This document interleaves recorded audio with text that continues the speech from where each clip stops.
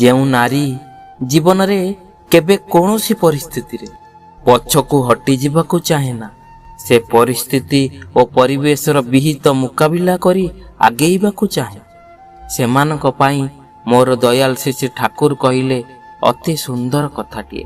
କହିଲେ, କନ୍ୟା, ଯୁବତୀ ବା ବିବାହିତା ନାରୀ ଯଦି ଜୀବନରେ ଆଦର୍ଶ ଗ୍ରହଣ କରିଥାଏ, ତେବେ ଜୀବନର ପ୍ରତ୍ୟେକ କ୍ଷେତ୍ରରେ ଯେତେ ଅସୁବିଧା ଆସୁନା କାହିଁକି, ଯେତେ ବି ବିପଦ ଆସୁନା କାହିଁକି, ସେ ତଳେ ପଡ଼ିଯାଏ ନାହିଁ।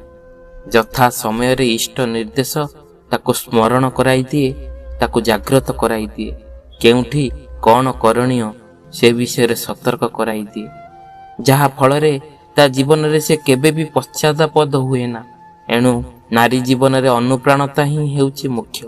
ତେଣୁ ଝିଅ ଜୀବନରୁ ହିଁ ଏସବୁ ପ୍ରତି ଯେଉଁ କନ୍ୟା ସଜାଗ ରହେ, ସେ ଭବିଷ୍ୟତ ଜୀବନରେ ଦକ୍ଷ ହୋଇ ଉଠେ ଓ ପରିବାର ପରିଜନକୁ ସେବା ଓ ପ୍ରୀତିରେ ବାନ୍ଧି ରଖି ମହା ଆନନ୍ଦ ପ୍ରାପ୍ତି ହୁଏ, ସୁଖ ଶାନ୍ତିର ଅଧିକାରିଣୀ ହୁଏ।